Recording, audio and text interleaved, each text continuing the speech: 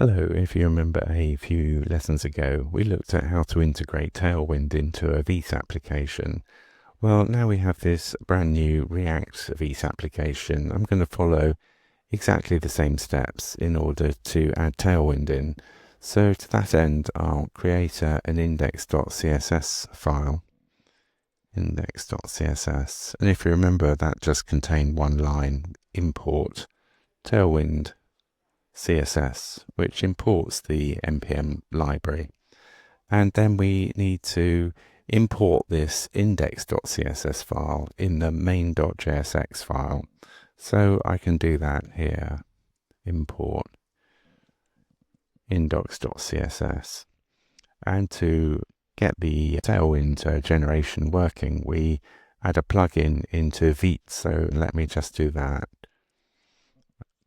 Finally, we need to actually update the package.json for that to contain the npm libraries we've just used.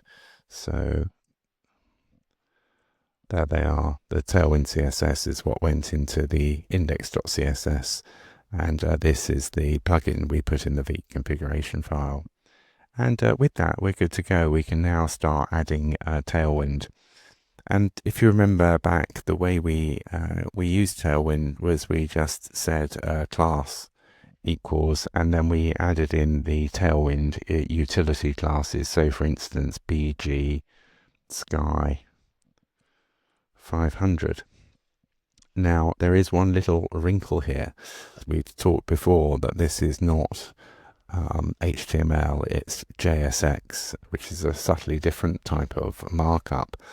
And when the React guys first sort of invented JSX, they realized there was a bit of problem with using this class here, because when it got converted to JavaScript, the class was a reserved word. And so what they've come up with is, instead of putting class here, you put class name, and the JSX interpreter will understand this and interpret it correctly. So with that, that should all work. So I've just noticed I've spelled that wrong. Sky. There we are. So let me just restart this and pop it up. And there we are. We can see that we've now got Tailwind styling around our component. The last thing I'd like to do in this lesson is just make this component slightly more interesting rather than just a paragraph. I'll recreate some of the body that we had in the Tailwind lesson that I've just been referring to. So I'll get rid of this and I'll create some parentheses, and then between them I'm going to paste in the very same HTML that we were using earlier on.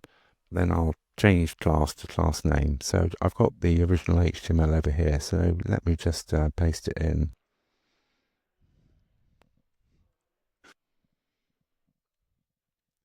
So here we are. This is precisely the HTML we were using in that lesson.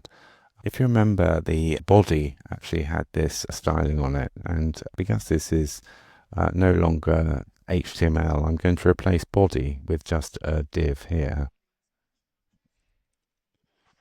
And as I said before, I will replace all of the classes with class name. So let me just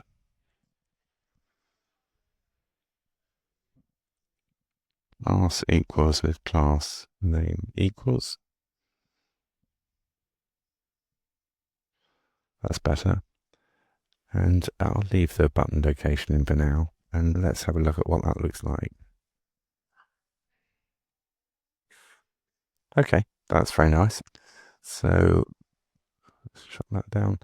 Well, I will leave the lesson here, and in the next lesson we'll set about building this button back in. So I'll see you then.